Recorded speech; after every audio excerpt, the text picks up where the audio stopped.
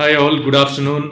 Welcome to Sneha Arts, the Art Talk. Sneha Arts is a very leading, art exhibition, and this is being driven by Dr. Sneha Lita. She is a sculptor and a painter, an artist. She is doing a lot of art-related activities in South India. Today we have Mr. Yusuf sir. He's a eminent artist, very well-known artist in the industry. Thank you, Yusuf sir, for joining in. Yusuf sir has worked a lot in terms of art and in terms of visual art. In terms of he's also a sculptor. He's also a painter. He's also into graphics. He's also into drawings. आज हम बात करेंगे sir के journey के बारे में और जानना चाहेंगे कि आपका एक्सपीरियंस कैसा था. The best part with Yusuf sir is he got an opportunity to work with J. Swaminathan sir, Raza sir, who are very famous in the art fraternity. So I thank Sneha Arts and Sneha Lata ji to give this opportunity for us to have this interaction. So sir आप बताइए कैसा शुरू हुआ ये journey. Art में आप कैसे entry दिए और कैसे आपको इतने बड़े आर्टिस्ट कनेक्ट हुए जो आपको ग्वालियर से भोपाल लेके आए. थैंक यू रवि जी और स्नेह आर्ट्स का भी बहुत-बहुत शुक्रिया जो मुझे सारे लोगों से बातचीत करने का एक अवसर दिया. तो रवि जी मेरी जो जर्नी है कि इस तरह से स्टार्ट हुई कि मैं ग्वालियर मेरा बर्थ प्लेस है और वहाँ पर एक फाइन आर्ट्स कॉलेज था जिसमें आउटडोर क्लासेस लगते थे. तो मैं देखता था बहुत सारे लोग लड़के लड़कियां और टीचर जो है सड़क के किनारे बैठ के लैंडस्केप कर रहे होते हैं. तो वो लैंडस्केप करते थे तो मेरे को बड़ा इंटरेस्ट लगता था उनको देख के. तो ऐसे कुछ मेरे अंदर था कि फिर मैंने भी उसको कुछ बनाना शुरू किया. जब मैंने हाई स्कूल पास किया, हायर सेकेंडरी पास किया तो फिर वहाँ पे आर्ट कॉलेज में एडमिशन के लिए अप्लाई किया. तो ये मेरी अपनी चॉइस थी, घर वालों की चॉइस नहीं थी कि मैं आर्ट फील्ड में जाऊँ या आर्ट पढूँ. तो वो मेरे लिए मतलब उस तरह का था कि कोई फैमिली सपोर्ट उस चीज़ के लिए नहीं था, आर्ट एजुकेशन के. फैमिली सपोर्ट दूसरी चीज़ों के लिए था कि दूसरी ऐसी जो मानी जाती है या इंजीनियरिंग लें, तो वो उनके लिए बड़ा महत्व था. आर्ट का उनको पता ही नहीं था कि आर्ट क्या है. मतलब मेरी जब मैंने एडमिशन ले भी लिया और ये पढ़ने भी लगा.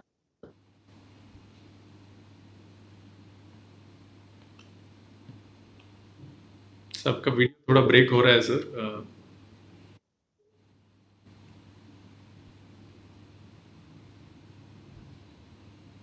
Yusuf sir.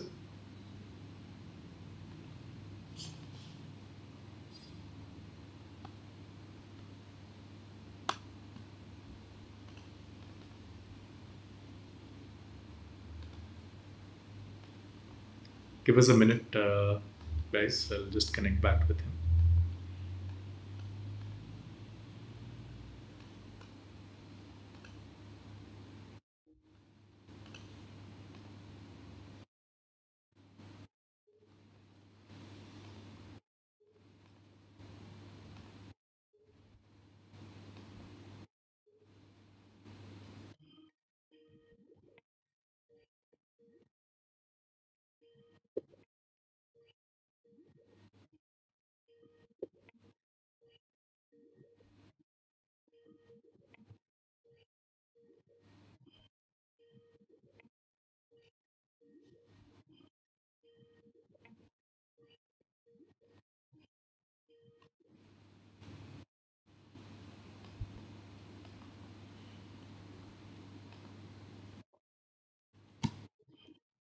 Few minutes, guys. I think there is a network issue out there. Just connect.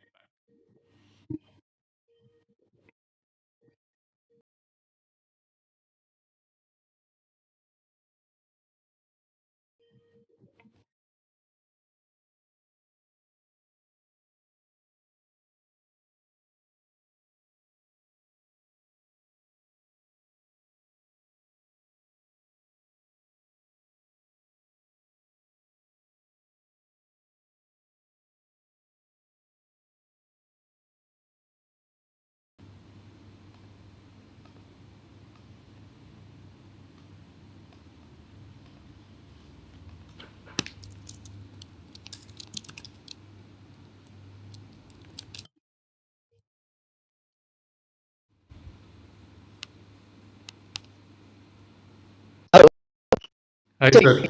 Light gone. आवाज। हाँ, Hi, sir. Hello. Yes, sir. हाँ, light. We are back. 1 second. हाँ, तो हाँ जी. लाइट चली गई है तो फिर बड़ा वो वाईफाई चला गया। No problem, sir. So, sir is back.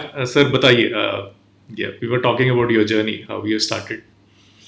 तो वो अ, जब मैं फिर आर्ट कॉलेज में एडमिशन लिया और जब मैं इस स्टूडेंट स्कॉलरशिप्स के लिए अप्लाई किया, तब मैंने स्वामीनाथन को, मैं जानता था स्वामीनाथन एक बड़े एमिनेंट आर्टिस्ट हैं और बड़े थिंकर हैं, पोएट हैं और काफ़ी अच्छा बोलते भी हैं, लिखते भी हैं। तो एक बार वो आए थे ग्वालियर में स्टेट अकेडमी के इनविटेशन पे। तो मैंने उनको अपना काम भी दिखाया था, तो वो बहुत ज़्यादा खुश थे मेरे काम से। तो फिर मैंने उनको ही अपना गुरु चुन लिया था। तो इस तरह से उनके संपर्क में आया। उनके संपर्क में आने से मैं बहुत सारे लोगों के, बड़े-बड़े लोगों के संपर्क में आया, क्योंकि उनके सारा उठना-बैठना उन लोगों के साथ में था जो उस वक़्त के एमिनेंट आर्टिस्ट होते थे। तो ऐसे मेरा जो है परिचय बहुत बढ़ता चला गया। फिर मुझे स्टेट गवर्नमेंट ने दिल्ली में एक घड़ी स्टूडियो खुला ही खुला था 70s में, Hmm. जिसमें graphic workshop, painting workshop, ceramic workshop, sculpture workshop ये सब थे। तो स्टेट ललित कला, ये सेंट्रल ललित कला अकादमी ने जो है उसका वो किया हुआ था इस तरह का कम्युनिटी वर्कशॉप बनाने का। तो उसमें मुझे इनविटेशन मिला, तो 3 महीना रह के मैंने वहाँ पे ग्राफिक का काम किया, क्योंकि ग्राफिक की फैसिलिटीज़ हमारे मध्य प्रदेश में नहीं थी और हम जानते भी नहीं थे। ग्राफिक के नाम पे सिर्फ वुड कट और लिनो कट होता था हमारे यहाँ कॉलेज में। तो वहाँ पे हमने बहुत सारी चीज़ें, बहुत सारे नए technique, silk screen, etching, aquatint, ये सब लिथोग्राफी, ये सब सीखी। तो मेरा बड़ा इंटरेस्ट हो गया ग्राफिक में, क्योंकि वो नया मीडियम था, नया सब्जेक्ट था। तो वो सब करते-करते फिर ये था कि मेरा इधर से पास आउट हुआ पेंटिंग के उससे, तो फिर चूँकि नौकरी-वोकरी कुछ थी नहीं, क्या करते, क्या नहीं करते, घरवालों का प्रेशर होता है कि आप जैसे ही पास हो जाते हैं, तो आप कुछ ना कुछ करें, नौकरी करें, मतलब पढ़ लिए आप। तो फिर मैंने स्कल्पचर में इस चीज़ से बचने के लिए स्कल्पचर में एडमिशन ले लिया, तो स्कल्पचर करने लगा। तो वो भी 3 साल का कोर्स था एडवांस स्कल्पचर का। तो वो मतलब ये था कि 3 साल फिर घरवाले नहीं बोलेंगे, क्योंकि हमने कहा कि ये हो जाएगा तो इससे पढ़ रहे. बड़ी नौकरी मिलेगी। Hmm. तो मतलब उनको बताने के लिए कि भई इससे बड़ी नौकरी मिलेगी, तो फिर उन्होंने मेरे को अलाउ किया करने के लिए। तो ऐसे स्कल्पचर करने के बाद जो है अ, हम फिर खाली हो गए, फिर कोई काम, धंधा, नौकरी कुछ नहीं मिली। तो हमारी माँ ने कहा कि भई अभी आपका ये जितना भी डिग्री, डिप्लोमा है ना, ये सब दीवार पे टाँग दो। हम जो कहते हैं वो करो आप। हमने मतलब हथियार डालने पड़े फिर, क्योंकि कुछ कर नहीं सकते थे। अपना धीरे-धीरे अपना काम करते थे, मगर उसमें कोई अर्निंग या ऐसा कुछ तो था नहीं। उस वक़्त तो बिकता भी इतना नहीं था काम-वाम, Hmm. कुछ भी नहीं था, शुरुआत थी। तो फिर उन्होंने कपड़े की दुकान जो है मुझे खुलवा दी। तो जो क्लॉथिंग वगैरह होता है, जब उस वक़्त जीन्स, जैकेट और ये सब बहुत चल रहा था, इंटर्न शॉप जैसी एक शॉप बड़ी मेन मार्केट में मुझे ग्वालियर में खुलवा दी। फिर उसको मैं चलाया होगा 1 साल, मतलब मैंने किया होगा वो काम दुकान वाला। मुझे मन लगता नहीं था, काम अच्छा भी नहीं लगता था कि वो सब करना। मगर चूँकि मुझे कुछ नहीं करना होता था, उसमें सेल्स गर्ल और वो सब होते थे, वो सब करते थे, बेचना का काम। मगर फिर मैं ये स्वामी जी का मेरे पास मैसेज आया, मेरे एक फ्रेंड को उन्होंने भेजा दिल्ली से कि उसको बोलो यूसुफ को कि वो भोपाल में आके मुझसे मिले। तो वो सुबह आया और मैं 12 बजे की गाड़ी से भोपाल गया, 6 बजे पहुँचा वहाँ पर। 6 बजे पहुँचने पर थोड़ी देर रुका, बातचीत की उनके घर में, क्योंकि मेरे पास कुछ भी नहीं था। एक छोटा-सा बैग था, शोल्डर बैग। Hmm. डिनर उन्हीं के साथ किया, तो डिनर पे जब किया तो उन्होंने कहा हम ऐसा-ऐसा एक म्यूज़ियम बना रहे हैं मल्टी आर्ट कॉम्प्लेक्स में। तो अगर वो जो म्यूज़ियम में जो है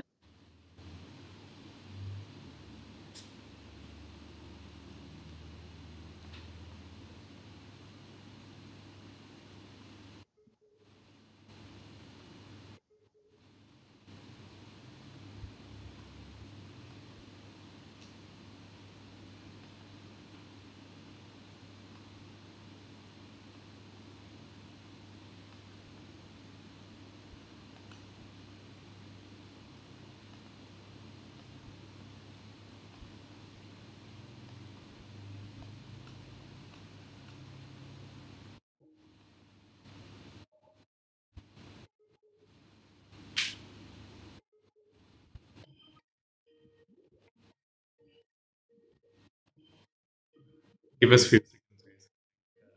सर को थोड़े कुछ चैलेंजेस आ रहे हैं लगता है।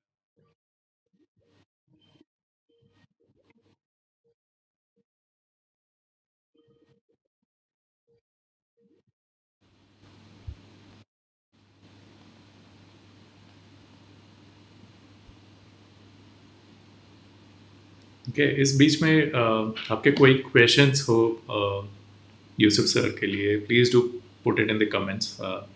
So after we discuss about his life journey and his art, especially हम लोग will talk about a lot of category of art he is in, especially visual arts and graphics. जो बहुत सारे artists either वो sculptors हैं या paintings करते हैं, but sir graphics और drawings भी करते हैं. So इसके बारे में हम लोग बात करेंगे. So any questions related to that, feel free to ask. In the meanwhile, we'll get connected with him. Just give us so please bear with us for a while.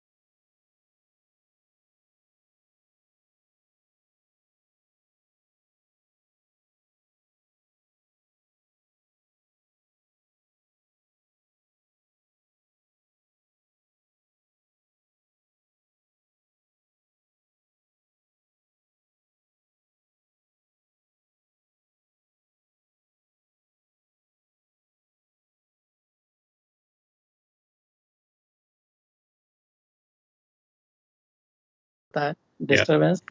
तो ऐसे फिर मैं मैंने जो है रेस्टोरेशन का जब काम किया वहाँ पर, जब तमाम आर्टिफैक्ट्स टूट कर आते थे तो उनको मैं जोड़ने लगा, तो स्वामी जी को लगा कि ये इसका हाथ और दिमाग जो है ना रेस्टोरेशन में ज़्यादा अच्छा है। बल्कि कई बार वो चैलेंज भी करते थे कि इसको तू ठीक कर देगा तो हम मान जाएँगे, तो मैं करता भी था। तो फिर उन्होंने मुझे ऑफ़र किया कि हम भारत भवन की तरफ से आपको जो है ग्रीक में रेस्टोरेशन के कोर्स के लिए भेजते हैं। तो मैंने कहा कि मैं तो नहीं करूँगा उसको। तो करेगा, तुझे पता नहीं है उसमें बहुत पैसा है, सब कुछ है, तू अच्छी चीज़ है, तू उसको कर यार। मैंने कहा नहीं, तो बोले फिर क्या करेगा? मैं यहाँ पर मध्य प्रदेश में ग्राफ़िक स्टूडियो नहीं है, मतलब ग्राफ़िक एजुकेशन भी नहीं है, तो मतलब वो ग्राफ़िक के नाम पे वुडकट और लिनो कट होता है स्कूलों में, कॉलेजेस में। तो वो मैं कहा ग्राफ़िक स्टूडियो डालूँगा। तो वो बोले यार पता नहीं गवर्नमेंट मतलब आपको कब अलाउ करेगी या नहीं करेगी, प्रोजेक्ट मानेगी नहीं मानेगी। तो मैंने कहा नहीं माने कोई दिक्कत नहीं, मैं बैठा हूँ और मैं जब भी होगा।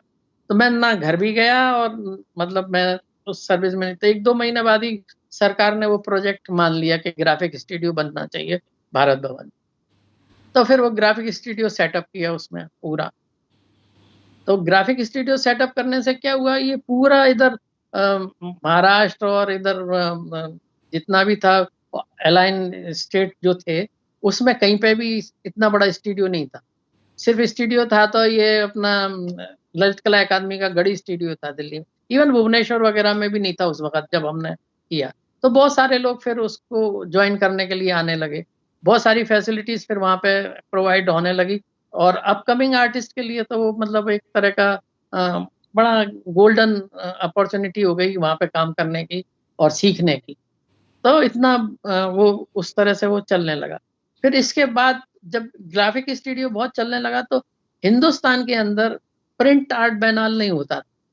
मतलब अपने यहाँ एक ट्रिनाले अकेला होता था, ललित कला अकादमी का सेंट्रल जो ललित कला अकादमी है, वो एक ट्रिनाले करती थी। तो कोई भी एक इंटरनेशनल प्रोग्राम ऐसा कुछ होता ही नहीं था प्रिंट मेकिंग का या प्रिंट आर्ट का। तो वो उसको फिर डिज़ाइन किया और बताया कि इसमें मतलब ज़्यादा पैसा नहीं लगेगा, हम प्रिंट रोल करके मँगाएँगे और यहाँ पे हम फ्रेम करके उसको डिस्प्ले कर सकते हैं। आइडिया पसंद आया स्वामी जी को, तो फिर वो जो है हम लोगों ने वो इंटरनेशनल प्रिंट आर्ट बैनाल शुरू किया और वो बड़ा सक्सेसफुल हुआ। मतलब मैं जब तक वहाँ भारत भवन में रहा, करीब 10 या 11 मैंने प्रिंट आर्ट बैनाल किए। उसके बाद वो बंद भी हो गया। मैंने जब वहाँ से रिटायर हुआ तो वो बंद भी हो गया।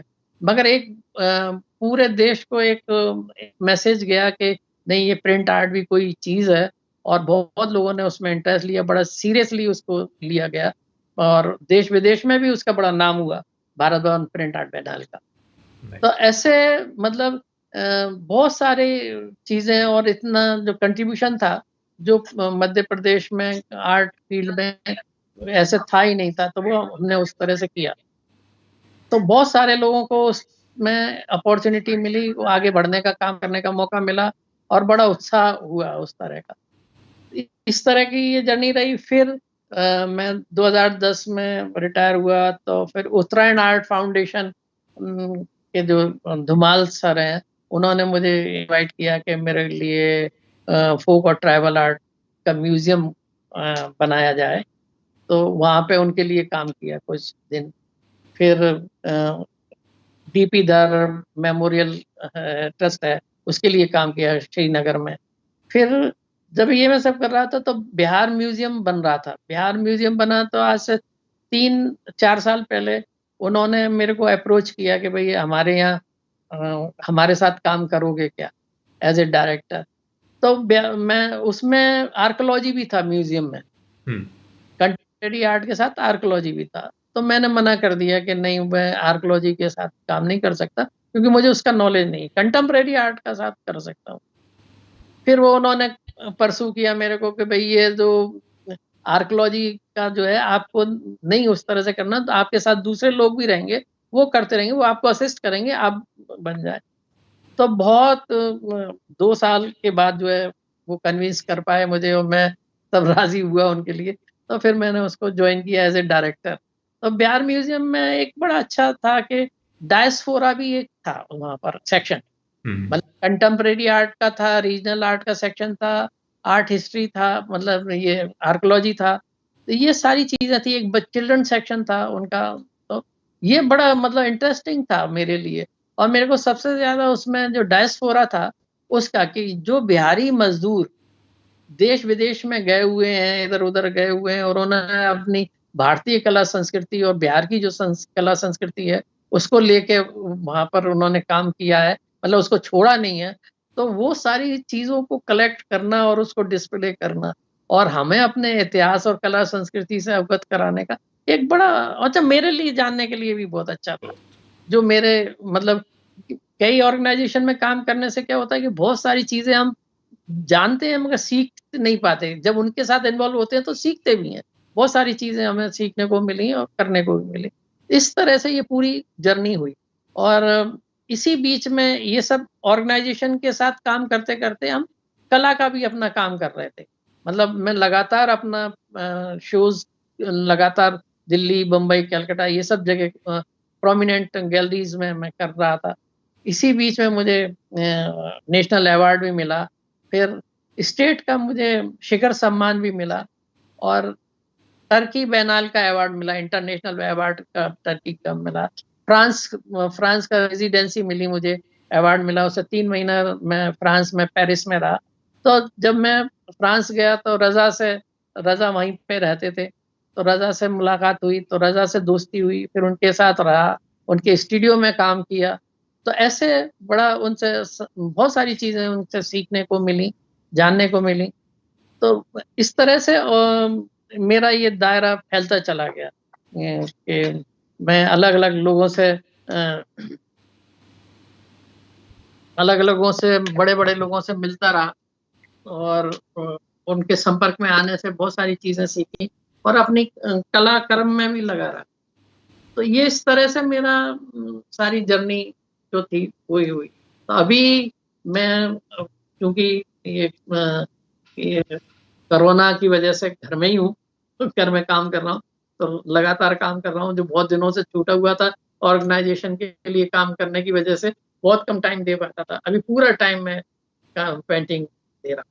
तो आपको अभी फिर से टाइम मिल रहा है आपके पैशन को ये करने के लिए। जी, जी।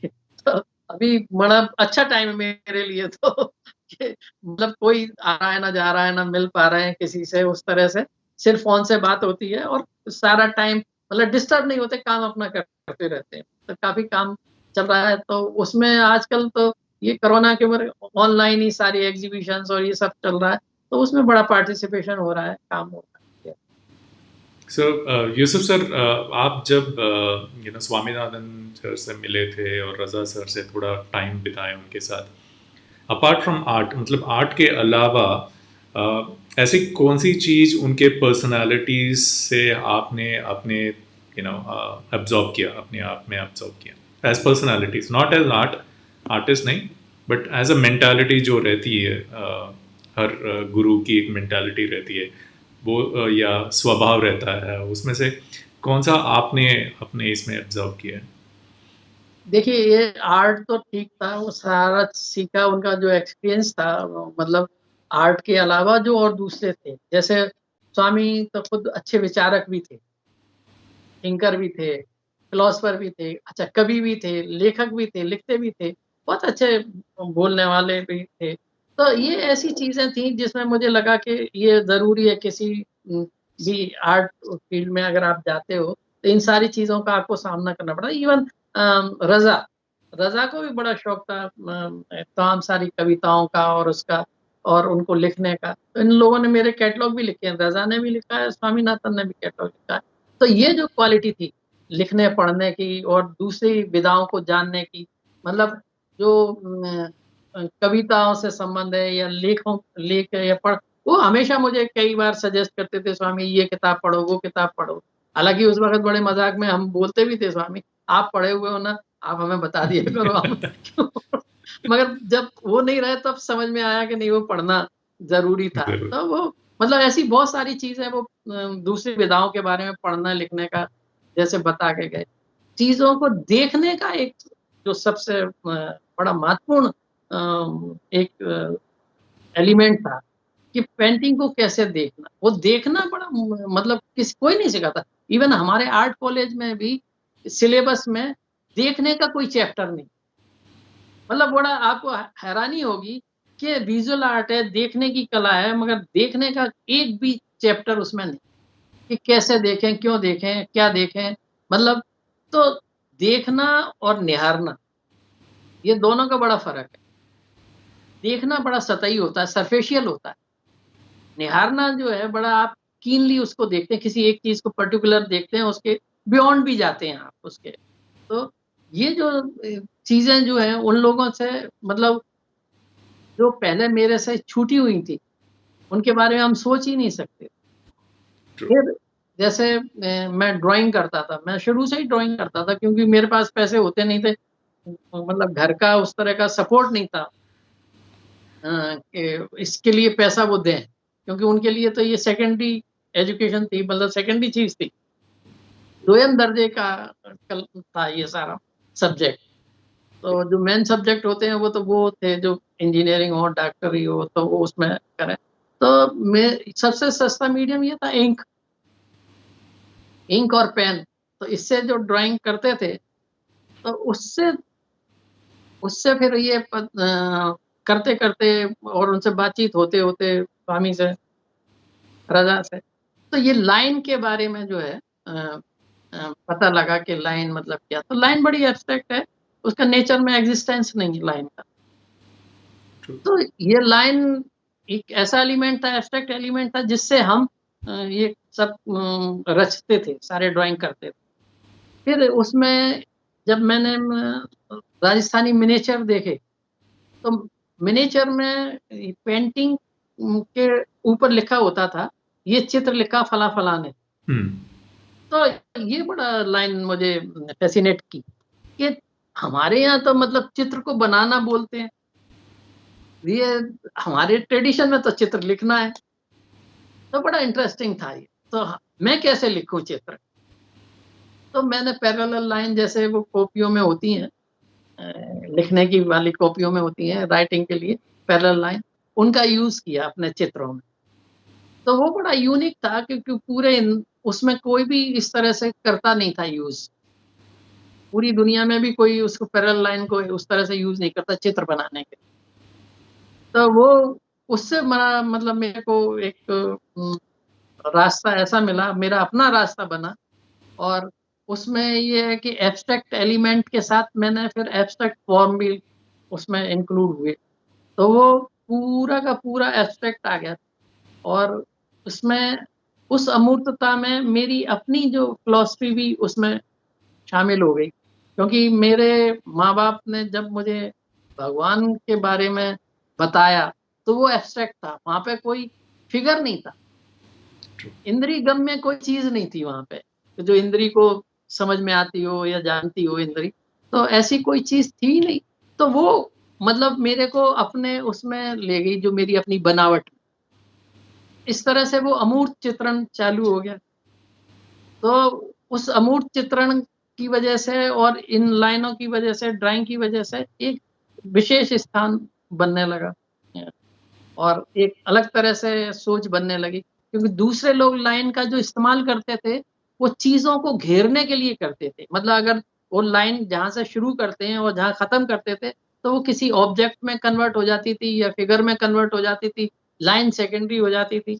मेरे इसमें लाइन प्रोमिनेंट ही रहती है और उसमें ये रहता है कि अगर मैंने 2 लाइनें खींची हैं, तो तीसरी लाइन अपने आप बनती है, जनरेट होती है। तो ये जो फ़र्क था, उसने मुझे एक विशेष स्थान दे दिया ड्राइंग में। सुपर। सो पेरेंट्स आपके आपके माता पिताजी जो उनका डर था कि आप कमा नहीं रहे, आप आपसे दुकान लगवाया, सो ये कब उनको लगा कि ये आप सही डायरेक्शन पे हो, ये अभी कमा लेगा, ये अपने ये अपना लाइफ खुद देख लेगा, सो कौन से कब हुआ ये और कौन से एज में हुआ ये? नहीं, मैं 28 साल का था जब स्वामीनाथन का इन्विटेशन मुझे मिला था कि आप भोपाल आ जाओ। तो मेरे माँ-बाप को कभी नहीं लगा था कि मैं इससे कुछ कमा लूँगा। तो मैं उनको सिर्फ़ ये बोल के आया था कि मैं कल आ जाऊँगा। 1 दिन के लिए बोल के आया था, दूसरे दिन आ जाऊँगा। तो जब मैंने स्वामी जी को बताया कि वो आने नहीं देंगे, तो उन्होंने कहा ठीक है यहीं रह जाओ। तो फिर मैं गया ही नहीं लौट के, तो ये तो सवाल ही नहीं उठता कि उनको ये विश्वास था कि ये कमा लेगा या खा लेगा, इससे कुछ कर लेगा। तो ये एक बड़ा रिस्क था, जो मैंने लिया था कि मैं अब घर लौट के नहीं जाऊँगा, मैं स्वामी के पास ही रह गया।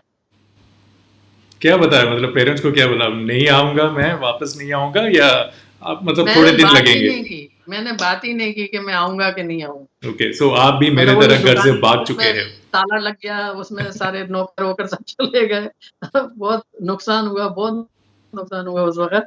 तो फिर वो जो है मैं लौट के नहीं गया, मगर मेरी शादी हो चुकी थी, क्योंकि उन्होंने मतलब मेरे को बाँधने के लिए था शादी कि करवा दी थी। ये भागे ना कहीं, तो शादी तो कर दी थी। तो शादी कर दी थी, तो जब मेरी नौकरी मतलब मैं इधर शिफ्ट हो गया भोपाल में, तो 4 या 5 महीने बाद मैंने मतलब मेरे को मेरे लड़की डॉटर मतलब का बर्थ हुआ।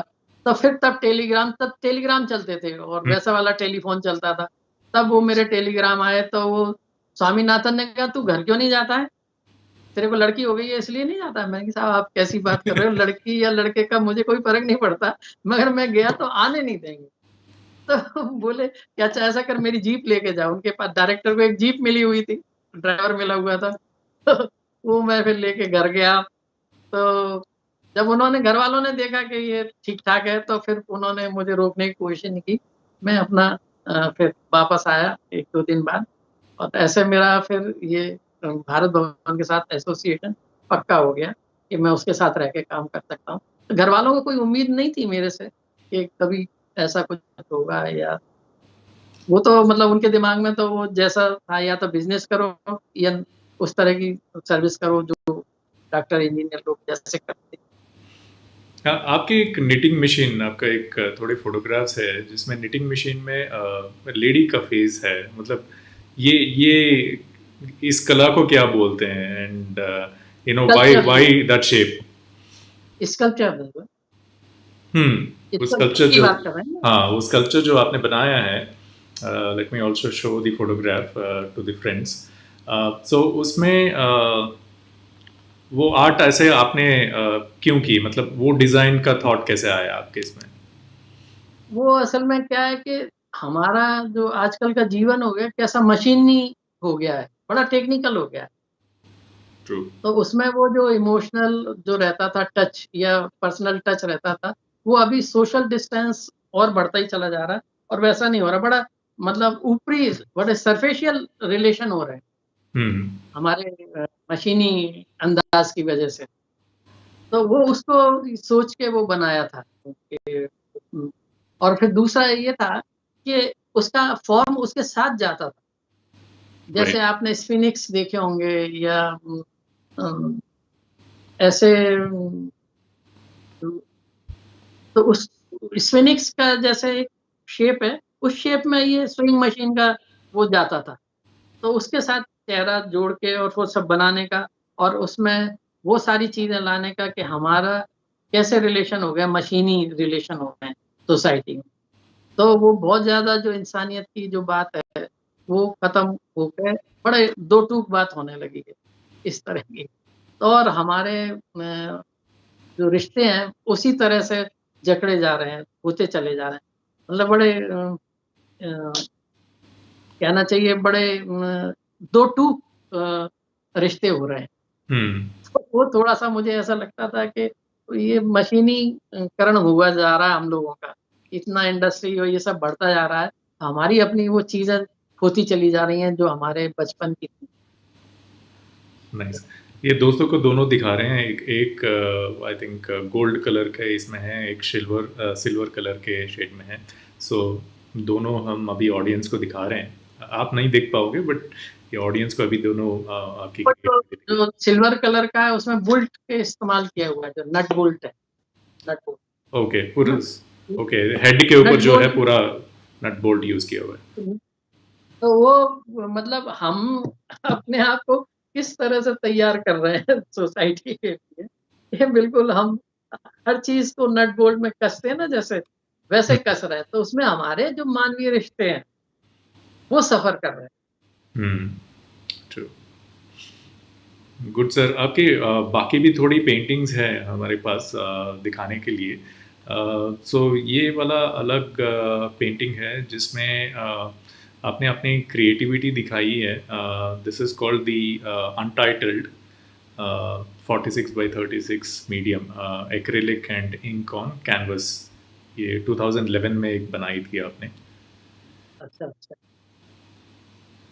तो ये इन सब का जो एक है ना, ये सारे नोटेशन हैं।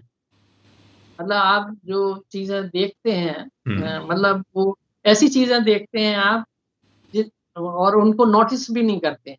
बहुत सारे लोगों के जैसे कुछ पत्थर पड़े हैं, कंकड़ पड़े हैं, लकड़ी के टुकड़े पड़े हैं, कपड़े पड़े हुए हैं। तो ऐसे कुछ चीज़ें आस-पास रहती हैं, मगर वो हमारे इंद्रियगम्य हैं, मगर हम उसको उस तरह से लेते नहीं हैं। ठीक। तो ऐसी चीज़ों को लेके हमने काम किया है और इसमें वही एलिमेंट यूज़ किया है, जो लाइन का होता है। हुँ, मतलब पॉइंट के प्रोग्रेशन से जो लाइन बनती है, उसका जो एलिमेंट है, तो उस एलिमेंट को लेके मतलब उसका टाइनी एक लाइन का एक टाइनी टुकड़ा-सा है, उसको लेके मैंने काम किया है। तो उस जब उन 2 टुकड़ों को रखते हैं, तो बीच में एक और लाइन बनती है। तो वो जो इससे वाइब्रेशन होने लगता है पेंटिंग में, तो वो लाइव दिखने लगती है। तो और ऐसे फ़ॉर्मों को वो लाइन मेरी घेरती नहीं है। जैसे दूसरे आर्टिस्टों में लाइन जो है चीज़ों को घेरती है। अगर उन्हें ग्लास बनाना होगा तो शुरू करेंगे और जब ख़त्म करेंगे तो ग्लास में कन्वर्ट हो जाएगी लाइन। लाइन सेकेंडरी हो जाएगी। मेरे इसमें लाइन सेकेंडरी नहीं होती, प्रोमिनेंट ही रहती है। वो चीज़ों को घेरती नहीं है मगर वो उनके भारी जमाव से कुछ आकृतियाँ दिखती हैं, कुछ रूप दिखते हैं। वो ऐसे रूप होते हैं जो हमको ऐसा लगते हैं कि ये अमूर्त है। मतलब जबकि अमूर्त कुछ नहीं होता है। होता सब मूर्ति है मगर हमारी इंद्रियाँ उसको ले नहीं पाती, इसलिए वो अमूर्त लगता है। कई बार हमको बस फीलिंग होता है जैसे हवा है। हुँ, हवा मतलब अमूर्त है, उसका कोई मूर्त रूप नहीं है मगर फ़ील होता है हमको, है ना? आसमान है, मैं उसको सब मतलब बहुत सारी ऐसी चीज़ें हैं जो अमूर्त हैं। मतलब जैसे हम एक मूर्त संसार में रहते हैं, उतने ही हम एक अमूर्त संसार में भी रहते हैं। तो ये जब आप उनके साथ काम करते हैं, अमूर्त चीज़ों के साथ काम करते हैं, तो वो सब मूर्त रूप लेने लगती हैं। फिर वो आपको पता लगने लगता है कि हमारा एक मूर्त संसार भी है और एक अमूर्त संसार भी है। उसी से ही पता लगता है कि वो हमारे आस-पास की चीज़ें ही हैं, जो हमें मूर्त रूप में दिखाई देती हैं। नाइस। इसमें इसमें आप म्यूज़िक की बात कर रहे थे, मतलब ये वो हाँ, कितना ये मेरे इन्फ्लुएंस। कुछ मैंने पेंटिंग अपने बनाए थे, जैसे म्यूज़िक के नोटेशंस होते हैं ना, हुँ, तो अगर मतलब मैं वो स्ट्रिंग्स जैसे जिसमें वो लिखा जाता है म्यूज़िक की जो स्क्रिप्ट है, हुँ, हुँ, सेम स्क्रिप्ट मेरे ड्राइंग्स में आती हैं, क्योंकि वो लाइनें ऐसी पैरेलल चलती हैं, उसके बीच-बीच में फॉर्म आते हैं। ओके। तो अगर मान लीजिए हम अ अ, जैसे उसको प्ले करने जाएँ, तो वो उससे वैसे ही म्यूज़िक निकलेगा जैसे वो जो है मतलब हमारे ओरिजिनल म्यूज़िक में जैसे हम करते हैं, इंस्ट्रूमेंट प्ले करते हैं, तो वैसे का। तो ऐसा मेरा सोच था कि हम ये जो बना रहे हैं, सारी जो स्ट्रिंग्स बना रहे हैं, उसके बीच-बीच में फॉर्म्स डाल रहे हैं, तो वो उ जैसे आप वॉइस को रिकॉर्ड करते हो तो कैसे ऐसे-ऐसे हुँ, फॉर्म बनता है, एक नक्शा-सा बनता है। तो ऐसे ही इनका जो विज़ुअल आर्ट का है, इस तरह का एक बनता है, नोटेशंस की तरह। कि वो बनता है। तो अगर आप मान लीजिए उसको बजा सकते हैं, तो आप उस तरह से बजा पाएँगे, देख पाएँगे। इवन उसके अंदर घूम भी पाएँगे, क्योंकि उसके अंदर जो लाइनें हैं, वो कहीं रोकती नहीं है। आप उसके अंदर इज़िली जा सकते हैं, कैमरा लेके भी जा सकते हैं। इस तरह का मेरा वो थॉट था उसके लिए। वाह! तो बहुत बहुत इमेजिनेशन है इसमें इन्वॉल्व्ड। सो बट आपने मतलब from sculpture making, being a sculptor, making sculptures, then painting, drawing, आपका मतलब कौन से कैटेगरी में आपको बहुत रिकग्निशन मिला? एब्स्ट्रैक्ट आर्ट में मिला मैं या? शुरू से ड्राइंग करता था, तो ग्राफ़िक एक वो में आती है ड्राइंग। पहले तो हिंदुस्तान के अंदर वो ड्राइंग को सेकेंडरी लेते थे। मतलब इवन कॉलेजेस में भी उस तरह से सेकंड उसमें आती थी सेकंड ग्रेड में। इवन ललित कला अकादमी भी जो है उसको मतलब उस तरह से रिकॉग्नाइज़ नहीं करती थी। जब मुझे टर्की बैनाल का अवार्ड मिला, तब ललित कला अकादमी ने उसके बाद जो है उसको एडॉप्ट किया एज़ ए ग्राफ़िक ड्राइंग को। और मतलब ललित कला अकादमी ने ही मेरा काम जो है टर्की बैनाल में एग्ज़िबिट किया था। तो उसके बाद उनको समझ में आया कि ये बड़ी इम्पोर्टेंट अ विधा है, इसको हमें उस तरह से इंक्लूड करना चाहिए। तो ग्राफ़िक में फिर ड्राइंग को जो है इंक्लूड किया। तो मैं ड्राइंग ही करता था शुरू से, अभी भी मैं करता हूँ ड्राइंग, बहुत सारा ड्राइंग करता हूँ। और चूँकि मेरे पास बहुत सारे लोग जो है यंग लड़के-लड़कियाँ सीखने के लिए, गाइडेंस के लिए आते हैं, तो मुझे फिर ये सारा कलर और ये दूसरी चीज़ों के साथ काम करना पड़ा। मगर मेरी जो रिकॉग्नाइज़ेशन है वो ड्राइंग के उसमें ही है। सो आपके सक्सेसेस, आपने रज़ा सर से और बाकी गुरुओं से आपने सीखा है, तो आपके सक्सेसेस भी बिल्ड हुए हैं इस जर्नी में? हाँ, बहुत सारे नए लोग जो हैं, काफ़ी मतलब पूरे ये जो जब भारत भवन बना और हमने ये ग्राफ़िक वर्कशॉप शुरू किया, तो पूरे हिंदुस्तान के नौजवान आर्टिस्ट जो है आने लगे। तो उनमें से बहुत सारे लोगों ने मतलब मेरे साथ रह के काम किया, सीखा और अभी एस्टेब्लिश आर्टिस्ट हैं वो, काफ़ी अच्छा काम कर रहे हैं। तो ऐसे नहीं है कि वो मतलब रुक गया वो सिलसिला। अच्छा, जो मैंने गुरुओं से लिया वो मैंने इनको भी दे दिया, मतलब मैंने उसमें कोई छुपाव नहीं किया कि भई, और ना उसका मतलब मैं खुद चूँकि मैं खुद इस जर्नी से ऐसे ही आया था कि मेरे को कोई मदद करने वाला नहीं। इन्हीं लोगों ने मदद की थी, इन्हीं सीनियर आर्टिस्टों ने मदद की। तो मैं जानता हूँ कि कितने नौजवान आर्टिस्टों को वो सब भुगतना पड़ता है जो मैं भुगत कर आया। क्योंकि अभी भी घरों में ड्राइंग, पेंटिंग को जो है उस तरह से महत्वपूर्ण विषय के रूप में नहीं लेते। सही। अभी भी वो सेकंड ग्रेड ही है घरों में, क्योंकि उससे तुरंत पैसा मिलता नहीं है। नौकरी भी उस तरह से नहीं मिलती है। तो मतलब बड़ा स्ट्रगलिंग वाला सब्जेक्ट है कि आप बड़ा संघर्ष करके उसमें एक जगह बनाते हो। अब मेरे को 40 साल हो गए इसमें काम करते-करते, तब जाके ऐसी जगह बनी कि भई चलो थोड़ा चल जाता है मामला बगैर किसी उसके परेशानी के। तो ऐसे यंग लोगों के लिए तो अभी भी वही परेशानी। सर नेक्स्ट क्वेश्चन, हर आदमी का एक सिग्नेचर स्टाइल होता है, एक सिग्नेचर स्टाइल मतलब जो थीम है हम लोग फॉलो करते हैं स्टार्टिंग से एंडिंग तक, जिससे पता चलता है ना। बट और एक सिग्नेचर स्टाइल होती है जो हम लोग साइन करते हैं नीचे, this is by Yusuf sir and Yusuf. So ये सिग्नेचर की जर्नी कैसे रही अभी तक? आप वही सिग्नेचर करते हो जो पहले की पेंटिंग में की थी, या उसका भी स्टाइल बदला बाय द टाइम आप जब इवॉल्व हुए, आपकी आर्ट इवॉल्व हुई? तो आपका स्टाइल क्या है और आप क्या मैसेज देना चाहते हो आपके सिग्नेचर से? देखिए, मैंने तो जो मैं लाइन को इस्तेमाल किया था, तो लाइन मेरे स्कल्पचर में भी रहता है, पेंटिंग में भी रहता है, ड्राइंग में भी रहता है लाइन। तो दूर से देख के मतलब मेरा साइन देख के भी लोग मतलब ना देखें, तो दूर से देख के बता देते हैं कि ये यूसुफ का काम। चाहे वो पेंटिंग देखें, स्कल्पचर देखें, ग्राफिक देखें, ड्राइंग देखें, किसी में भी, क्योंकि वो लीनियरिटी उसमें रहती है। तो वही एक तरह का सिग्नेचर हो गया है। तो मैं तो जैसे लिखता था तो पीछे आगे तो कभी भी नहीं डालता, क्योंकि मुझे लगता है कि वो इससे सिग्नेचर डिस्टर्ब करता ओके, सो आप आपके पेंटिंग में कहीं आगे या नीचे कहीं पे नहीं है। लिखते? पीछे पीछे रहते हैं, हाँ, पीछे ओके। रहते हैं सिग्नेचर, और आगे तो वो लाइन की वजह से ही समझ में आता है कि ये मतलब किसका काम। तो वो उसने मतलब उतनी पहचान बना ली है लाइनों की वजह से, क्योंकि और कोई काम करता नहीं है पूरे हिंदुस्तान भर में, क्या पूरी दुनिया में लाइन के साथ कोई काम नहीं करता। और ये सिग्नेचर में क्या मेंशन करते हो आप? जो पीछे साइन करते थे, सिग्नेचर लिखते थे, उसमें क्या मेंशन करते थे? खाली नाम या और कुछ आपका मतलब क्या था? वो सिग्नेचर में क्या क्या इन्वॉल्व थे? नहीं, वो तो जैसे रज़ा ने किया या स्वामी ने किया, तो वो अपना जैसे होता है बस वो लिखते थे, जैसी उनकी अपनी एक कैलीग्राफी होती है ना?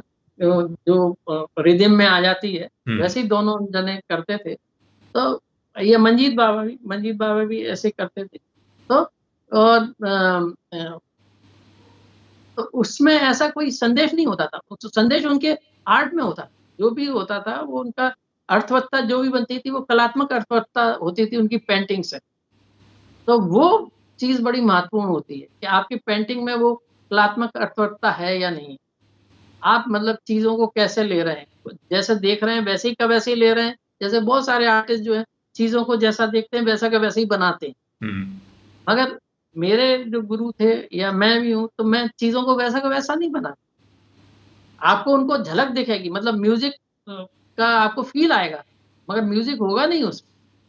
मतलब कोई लैंडस्केप का फ़ील आ सकता है, कोई फ़िगर का फ़ील आ सकता है, कोई मगर वो होगा नहीं, वैसा का वैसा ही नहीं होगा। उसका अपना या तो एब्स्ट्रैक्शन में होगा या एब्स्ट्रैक्ट में होगा।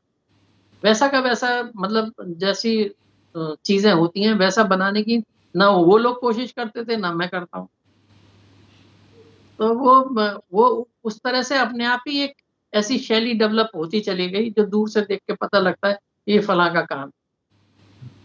आपको बहुत सारे रिकग्निशंस मिले इसमें, आपको बहुत मतलब दिल के करीब कौन सा रिकग्निशन है? कौन सा अवार्ड है जो बहुत दिल के करीब? नहीं, जैसे इंटरनेशनल 2-3 अवार्ड मिले हैं, तो वो क्योंकि देखो देश में तो ये है कि चलो भई अपना देश है, और कहीं ये दिमाग में भी आता है चलो किसी ने वैसे ही ऑब्लाइज कर दिया है या आपने सेटिंग कर ली है, ऐसे कुछ होता है। अब विदेशों में आप किससे सेटिंग करोगे? तो वो एक मतलब ऐसी चीज़ें हैं जिसमें मेरे को विदेशों में जो रिकॉग्नाइज़ेशन मिला, अवार्ड मिले, और वो अभी भी जैसे लोग पूछते हैं, बुलाते हैं, तो वो थोड़ा-सा मेरे को वो प्राउड फ़ील होता है। सर मतलब जब आर्ट करते हैं तो बहुत फोकस की ज़रूरत होती है, बहुत डिटेलिंग की ज़रूरत होती है। तो कभी मतलब स्ट्रेसफुल लगा, कभी आपका आई साइट के ऊपर इम्पैक्ट, ऐसा कुछ? और क्या करते थे मतलब रिलैक्स करने के लिए? What is your style? नहीं, ये तो देखो आपकी बनावटी मतलब मेरी बनावट के नज़दीक थी ये सारी चीज़ें, इसलिए मुझे कभी थकावट भी नहीं लगती। मैं रात-रात भर भी काम किया, मतलब ये ऑफ़िस भी जाता था, भारत भवन, बिहार म्यूज़ियम, कहीं पे भी जाता था, मगर मैं काम कभी मैंने नहीं छोड़ा, काम करता ही रहा। तो मेरे को कभी थकान नहीं होती, बल्कि वो रिलैक्स होते हैं इससे काम करने से। बहुत कुछ देखने को, सुनने को, सोचने को, समझने को, तो उस बहुत सारी चीज़ें मिलती हैं। आप हमेशा उससे बातचीत करते हैं पेंटिंग से। जब भी आप उसके नज़दीक जाते हैं, आप उससे बातचीत करके डेवलप करते हैं चीज़ों को। वो आपको बताती है कि ऐसे करो, ऐसे करो। तो उसके साथ-साथ समय बिताने पे ही वो सारा समय चला जाता है। कई बार तो मैं 2 या 3 घंटे सोया हूँ, कई बार। मतलब शो करना है या कुछ और चीज़ शो है या कहीं और जाना है, कहीं काम देना है, तो उसमें इतना ज़्यादा जो है इन्वॉल्वमेंट हो जाता है कि बहुत सारी चीज़ों का पता ही नहीं लगता। तो मेरे को कभी ऐसा नहीं लगा कि मुझे रिलैक्स होना है या क्या होना, मेरे को तो यही है सारा, मेरी अपनी बनावट है और इसी में मुझे मज़ा भी आता है। वो मतलब काम करने में इतना मज़ा आता है, कई बार मैं पब्लिक फंक्शंस में नहीं जा पाता, फैमिली फंक्शंस में नहीं जा पाता, गालियाँ भी पड़ती हैं कि आते नहीं हो, ऐसे मिलते नहीं हो, जुलते नहीं। तो इसको छोड़ने का ही मन नहीं करता। सो एक जीप ने आपकी मतलब फैमिली को अटैच कर दिया, आप जीप में गए, मतलब फैमिली से मिले।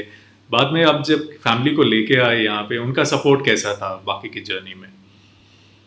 जी, मेरे साथ तो मेरी पत्नी और मेरी बच्ची आ पाई। मतलब और तो कोई माँ-बाप तो आए नहीं, वो घर छोड़ नहीं सकते थे। हम्म। उनका अपना पुश्तैनी घर था। तो मेरी पत्नी जब थोड़ी-सी बड़ी हुई बच्ची 3-4 महीने की, तो पत्नी आ गई थी। तो हम तो एक ही कमरे में रहते थे। धीरे-धीरे उनको भी लगा कि शायद ठीक हो जाएगा। पहले तो विश्वास नहीं होता था कि पता नहीं, क्योंकि उनको भी नहीं मालूम था कि ये कुछ ऐसी चीज़ है। मतलब कई बार इतने अभावों में थे कि फ्रिज नहीं है, तो कूलर नहीं है। तो ऐसी बहुत सारी चीज़ें नहीं है जो आरामदायक हो सकती हैं, मगर हम ऐसे ही रहते थे। फिर बताते थे कि भई कभी पेंटिंग बिकेगी तो एक ही पेंटिंग में फ्रिज आ जाएगा, एक ही पेंटिंग में कूलर आ जाएगा। तो वो हँसती भी थी, थोड़ा लगता था कि ये मतलब जोकर टाइप बात कर रहे हैं। मगर बाद में धीरे-धीरे जब ये सब कुछ होने लगा, तो उनको भी थोड़ा-सा विश्वास हुआ। फिर वो खुद भी काम मेरे हाथ मतलब मेरे काम में हाथ बटाने लगी और अभी आजकल तो वो खुद भी काम करती हैं। तो और उनको भी नेशनल अवार्ड मिला है, मतलब वाह। इतना काम कर के, तो इतना एक्सपीरियंस हो गया। हम लोग आर्टिस्ट रेज़िडेंसी में साथ-साथ जाके काम किए हैं, तो 2-2 3-3 महीने जैसे साथ में रह के काम किए हैं, तो वो उस तरह से उनकी बनावट भी वैसी हो गई। तो मतलब वो उधर से तो कोई पहले भी नहीं था और अभी भी नहीं है, मतलब कोई जो बाहरी जो टेंशन होते हैं, वो मुझे कभी नहीं रहे। मेरे को सिर्फ़ ये आर्ट का ही था कि कितना कैसे हम काम कर सकें और कैसे अच्छा काम हो। सो मैडम किस एरिया में फोकस करती थी, मतलब उनका आर्ट का क्या पैशन? वो थोड़ा फिगरेटिव काम करती हैं, मैं एब्स्ट्रैक्ट करता हूँ, वो फिगरेटिव करती हैं, क्योंकि उनका अपना जो गाँव का एक माहौल था, जिसमें वो सारे पशु-पक्षी जो सारे उनके आस-पास होते हैं, बड़े फ्रेंडली मतलब रहते हैं गाँव वाले उन लोग के साथ, तो उनके फैमिली मेंबर ही होते हैं। मतलब वो आपसे अलग नहीं होते गाँव में, वो सारे, चाहे गाय-भैंस हों, बकरी हों, कुत्ते हों, जो भी हैं, मुर्गा-मुर्गी हों, तो वो सब आपकी फैमिली मेंबर ही होते हैं। उनकी वैसी ही देखभाल होती है जैसे और छोटे फैमिली मेंबर की देखभाल होती है। तो उनके उसमें उस तरह की चीज़ें आई हैं पेंटिंग में और उन्होंने उस तरह से अचीव भी कर लिया मेरे साथ काम करते-करते। एक जो एक निपुणता आ जाती है एक उसमें काम करते-करते आपकी स्किल डेवलप हो जाती है। फिर इमेजिनेशन तो आपकी अपनी है, तो आप उसको अच्छी तरीके से अप्लाई कर सकते। वाह। तो आपकी आपकी बेटी she is also getting into art, नहीं तो उन्होंने डिफरेंट पैशन चूज किया है? किसने किसने? आपकी डॉटर? मेरी डॉटर नहीं, मेरी डॉटर तो नहीं करती, मेरी वाइफ की बात। हाँ, नहीं, आपकी डॉटर भी अभी सिमिलर मेरी फैशन में है मेरी क्या? डॉटर वो तो लिखने-पढ़ने का काम करती है, वो कतर में है, यहाँ नहीं है, इंडिया में नहीं है। और मेरा एक लड़का है, वो एनिमेशन का काम कर रहा है वहाँ इंग्लैंड में, वाह। मिडलब्रो में। तो ऐसे दोनों बच्चे नहीं, बस हम दोनों ही हैं, तो दोनों ही पेंटिंग करते रहते हैं। सुपर। सो लड़का भी विजुअल आर्ट्स में बेसिकली नेक्स्ट लेवल ले एनि गया। एनिमेशन। वाह। तो एनिमेशन एक्चुअली मेरा बहुत क्लोज ये था, बट उस टाइम में मैंने एक गलती की थी। मेरे मेरे को बचपन में एपटेक ज्वाइन होना था, वहाँ पे एपटेक एरिना करके शुरू हुई थी, विच वाज इनटू ग्राफिक्स। मैं गलती से एनआईआईटी में ज्वाइन हो गया। मेरे को नहीं मालूम था कि एनआईआईटी में ग्राफिक्स नहीं, खाली कोडिंग शुरू कर दिए थे, पैसे पे कर दिए, मतलब कोर्स कंप्लीट कर दिया, बट वो सेटिस्फैक्शन नहीं था कि मैं, बट या वो रिग्रेट था कि मैं एरिना ज्वाइन नहीं हो पाया। बट या हाँ। आजकल बहुत डिमांड में है। सो आजकल के आर्टिस्ट के लिए सर आपका आपका कुछ सजेशन। आजकल बहुत सारे आर्टिस्ट जितने हैं भी जो मेरे पास जितने भी लोग आते हैं, चाहे वो रिसर्च करने वाले हों, चाहे पीएचडी करने वाले हों, या सीखने के लिए आते हैं या गाइडेंस के लिए मैं एक ही बात कहता हूँ कि आप अपना काम करते रहो। आप जितना ज़्यादा काम करेंगे, उतना आपके लिए अच्छा होगा, क्योंकि वो काम ही आपको बताएगा कि आपको क्या-क्या करना है। जैसे हम कैनवास के सामने बैठे रहेंगे ना, तो कैनवास ही हमको ड्राइव करता है, बताता है कि हमको ऐसा करना है। बातचीत उससे होने लगती है। तो जब ये स्थिति आ जाएगी, तो फिर आपको इधर-उधर नहीं देखना होगा। तो तो आप ज़्यादा काम करोगे, तब उससे उससे दोस्ती बनेगी, उससे प्यार बनेगा, फिर वो बताएगा। तो आप ज़्यादा काम करिए और आपको वही रास्ते पे ले जाएगा, आपकी अपने रास्ते पे ले। क्या होता है, शुरू में इतनी सारी चीज़ें होती हैं, जैसे नए-नए लोग आते हैं ना, तो बहुत सारा इधर भी सोचना है, उधर भी चलना है, ये भी करना है, वो भी करना है, तो निकल कुछ नहीं पाता। तो पहले अपने को आप खाली करोगे, तब तो नया कुछ आएगा, तब आपकी अपनी बात बनेगी। तो पूरा जैसे बाल्टी में एक पानी होता है, उसको निकाल दोगे पूरा, तब तो नया पानी बिल्कुल साफ-सुथरा बनेगा। अगर उसी में आप मिलाते जाओगे नया पानी, वही गंदा बनता जाए, कभी साफ नहीं होगा। तो आप अपने आप को पहले खाली करो, निकालो सब, जितना है सब निकालो। तो मेरे पास तो जितने भी ऐसे लोग आते हैं, पहले मैं कहता हूँ कि भैया आप निकालो उसको। वो कैसे निकालना? ज़्यादा काम करके निकालो। एक बार सब वो निकल जाएगा, खाली हो जाएगा, फिर आपका अपना रास्ता बनेगा। तो सर ये एक बड़ा इम्पोर्टेंट है। बहुत सारे लोगों को इस पे विश्वास होता है, बहुत सारों को नहीं होता। जिनको विश्वास होता है, वो अपना रास्ता बना भी लेते हैं। सर अभी पहले तो आर्ट खाली मतलब एग्जीबिशंस में बिकती थी, आर्ट गैलरीज में बिकती थी जहाँ पे डिस्प्ले कर। आजकल मतलब सब कुछ ऑनलाइन भी हो गया है। तो any suggestions for new artist, मतलब जो नए आर्टिस्ट आ रहे हैं, जो छोटे आर्टिस्ट हैं, जो गैलरी तक नहीं पहुंच पाते, ये सोशल मीडिया में अपने आर्ट बेच रहे हैं। So any suggestions for them, I mean budding artist जो आर्ट करते हैं, अपने अपने स्टाइल में आर्ट करते हैं, तो जो अपने आर्ट को बेचना चाहते हैं, थोड़ा कुछ कमाना भी चाहते हैं उसके द्वारा, उनके लिए कुछ। हाँ, ये सारा एक स्ट्रगल का पार्ट तो है ही, क्योंकि जब हमने शुरू किया था, तब तो मतलब उस टाइम में तो आर्ट बिकती भी नहीं। हम्म। मतलब मैंने देखा है कि स्वामीनाथन ने जब काम बेचे थे, 3 काम बहुत कम सस्ते दामों में, जब आज उनकी करोड़ों की कीमत है। तो ऐसी स्थिति में हम लोगों का तो क्या होता, जब स्वामी जी का ये हालत थी कि 3 काम बहुत सस्ते में बेच रहे हैं, मतलब और हम लोग तो सोच ही नहीं सकते थे कि हमारा काम बिकेगा, क्या होगा। मगर चूँकि हमें करना था काम, हमने बेचने या कमाने के लिए नहीं किया था, हमने तो करना है इसलिए किया था। हम्म। अभी भी जितने भी यंग आर्टिस्ट हैं, अगर करना है इसके लिए करें, तो फिर अपने आप ही रास्ते बनते हैं। आपके काम में अगर कुछ बात बन जाएगी, तो कोई भी आपके काम को कलेक्ट करना चाहे, मतलब आपके काम को संग्रह ज़रूर करेगा, अगर आपके काम में बात बन जाएगी। तो लगातार आप काम करिए, लगातार डिस्प्ले करिए, लगातार आप इधर से उधर भेजिए। सोशल मीडिया है, पहले तो सोशल मीडिया भी नहीं होता था। और जैसे हम बम्बई में शो दिया, तो कितने लोग जो बम्बई के हैं वो सुनने देख लिया, बाकी के लोग तो नहीं देखते थे। अभी तो मतलब पूरा दुनिया देखती है। आप कहीं पे भी उसको डालो, चाहे सोशल मीडिया के किसी भी प्लेटफ़ॉर्म पे जाके आप डालो, तो वो बहुत सारे लोग उसको देखते रहते, चेक करते रहते। तो जब आपके उसमें काम में बात बन जाएगी, तो वो खुद ही पकड़ते हैं लोग, खुद ही आते हैं। तो आपको उस तरह से बेचने के लिए मतलब गुहार नहीं लगानी पड़ती। अगर आपके काम में दम है, ताकत है, कुछ बन जाती है, कुछ अट्रैक्ट करने लगते हैं, तो वो अपने आप ही वो सब कर। मगर शर्त यही है कि आपको लगातार काम करना पड़ेगा, लगातार लोगों को दिखाना पड़ेगा, कोई उसको रिकॉग्नाइज़ करे या नहीं करे। क्योंकि आपने जब शुरुआत की थी, तो ये सोच के नहीं की थी कि इससे हमें पैसा कमाना है। मैंने तो नहीं की थी कम से कम, हम्म। इससे पैसा सही। कमाना है। वो तो इसके करते-करते पैसा आने लगा, वो अलग बात है। हम्म।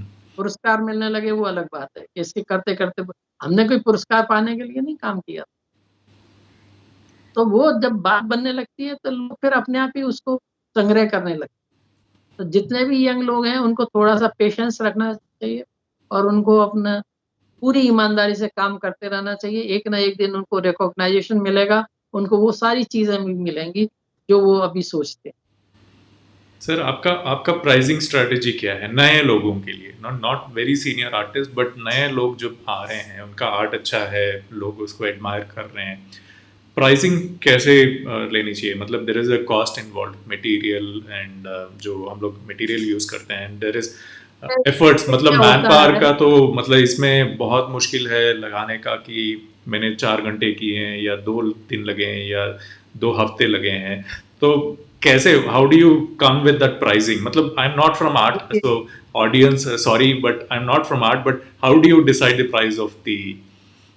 जैसे मैंने जब शुरुआत की थी ना, ये सारी प्रॉब्लम मेरे लिए भी थी। मगर जैसे इम्पीरियल शीट थी 22-30 की, 22-28 की शीट होती है इम्पीरियल। तो कला मेला हुआ था दिल्ली में, तो हमने जो ड्राइंग किए थे, हमारे 12-15 ड्राइंग हमने वहाँ डिस्प्ले किए थे, तो 800 रुपए से 1200 रुपए में बेचे थे हम वो ड्राइंग, जो आज 1.25 लाख 1.5 लाख में बिकता है वो ड्राइंग। तो आप शुरुआत ऐसे करो कि लोगों के पास जाए काम पहले। हम्म। पहले ही इतनी प्राइस मत रखो कि वो वहीं के वहीं बंद हो जाए। आपको अपने काम को फैलाना चाहिए, आपके काम को लोग जाने, पहचाने, रिकॉग्नाइज़ करें और एक-दूसरे को भी अगर सजेस्ट करना हो तो कर सकें। इतना अफोर्डेबल होना चाहिए शुरुआती काम, क्योंकि अभी आपका रास्ता भी पक्का नहीं होता है। जब आप शुरुआत में होते हैं तो क्या रास्ता होगा, आगे क्या पता? तो वो लोग उतना पैसा देना ठीक नहीं समझते। जब आपका रास्ता पक्का हो जाता है तो फिर वो आपको पैसा भी ज़्यादा देना, क्योंकि फिर वो उसका रिकॉग्नाइज़ेशन होता है, बन जाता है, उसका एक बन जाता है मामला कि पहचाना जाने लगता है कि ये इनका ही काम। तो फिर उसका आप उस तरह से पैसा लो। मगर शुरू में आपको थोड़ा कम प्राइस रख के अपने काम को फैलाना चाहिए। जितना भी आप फैलाओ। अच्छा, आप दूसरा कम प्राइस रखोगे तो आपका बिकेगा ज़्यादा और आपको काम करने के लिए ज़्यादा अपॉर्च्युनिटी मिलेगी, उत्साह मिलेगा, एनर्जी मिलेगी, पैसा भी मिलेगा। आप उसका सामान भी खरीद के सकते हो। सामान भी इतना महँगा होता है, काफ़ी महँगा होता है आर्ट मटेरियल तो। अगर मान लो कुछ अच्छा काम करना है, अच्छा मटेरियल लेना है, तो फिर वो कॉस्टली भी होता है।